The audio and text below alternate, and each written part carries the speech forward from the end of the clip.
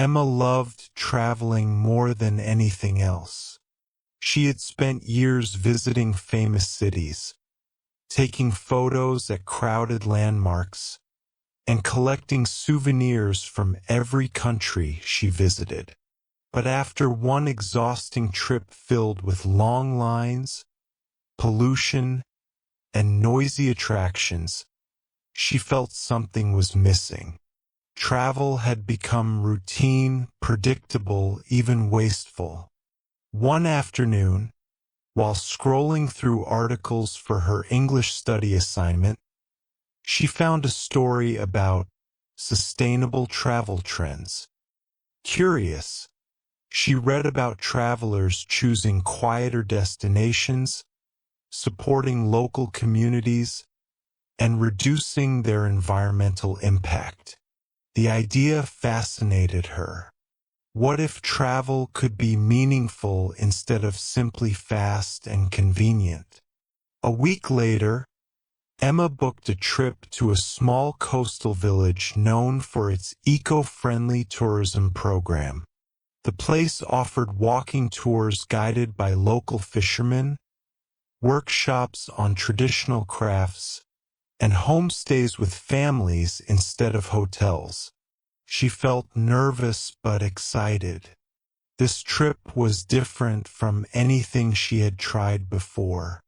When she arrived, the first thing she noticed was the calm atmosphere. No large buses, no massive resorts, no endless crowds. Instead, she saw bicycles, small wooden boats, and friendly smiles. She stayed with a local family who welcomed her with warm tea and stories about the village's history. For the first time in years, Emma traveled slowly. She learned about the ocean from the fishermen who had spent decades studying its patterns. She visited a small conservation center where volunteers protected sea turtles. She tried cooking local dishes using fresh ingredients from a community garden. As the days passed, she felt a deeper connection, not only to the place but also to herself. Travel, she realized, did not have to be rushed, could be thoughtful, respectful, and transformative. During her stay, Emma joined a community project that organized beach cleanups every morning.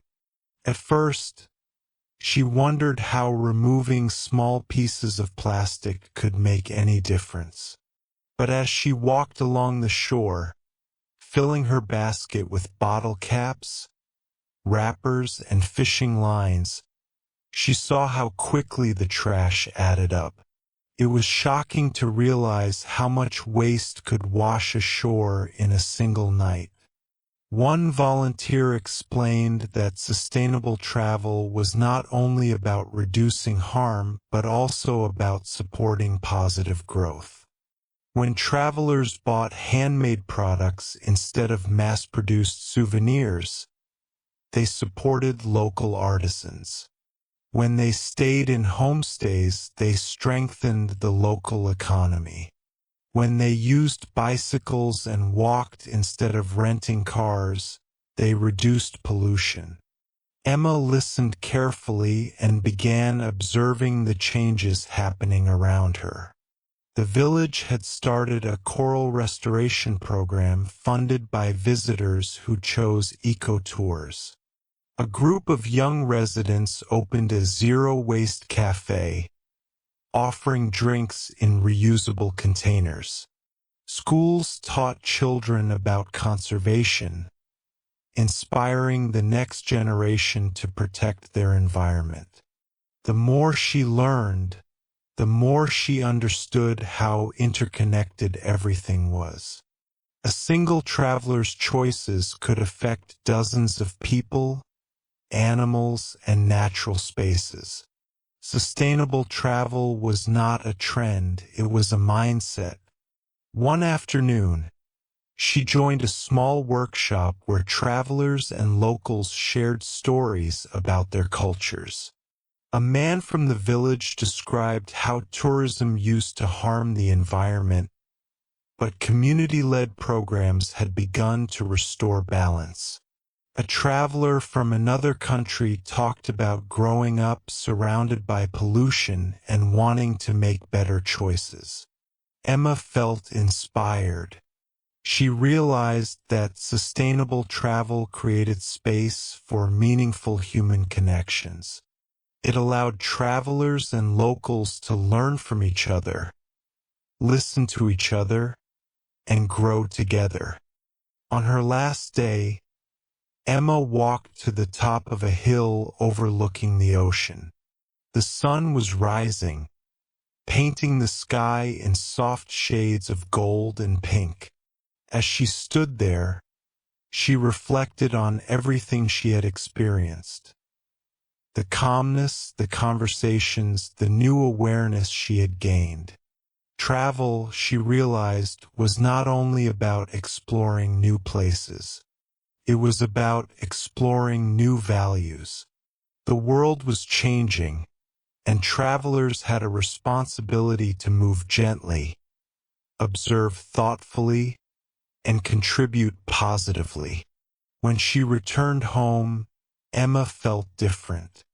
Instead of rushing to plan her next vacation, she spent time researching eco-friendly destinations, low-impact transportation methods, and local cultures she wanted to support. She created a list of personal commitments. Travel slowly, respect nature, choose local businesses, reduce waste, and learn a few phrases of the local language before visiting any place. Emma also decided to share her experiences with friends. She invited them to small gatherings where she showed photos, told stories about the fishermen, and explained how simple choices could protect entire ecosystems. Surprisingly, many friends became curious and asked her to recommend sustainable travel destinations. As weeks turned into months, Emma continued discovering new trends: carbon-neutral flights, community-led tours, wildlife protection programs, and digital tools that help travelers measure their environmental impact. One evening, she realized something important. Her journey did not end when she left the village. It had just begun. Sustainable travel was not a single trip, but a lifelong practice. It required awareness, responsibility, and compassion. Emma smiled as she wrote in her journal, "The world becomes more beautiful when we care for it." Sustainable travel teaches us not only how to see places, but how to honor them.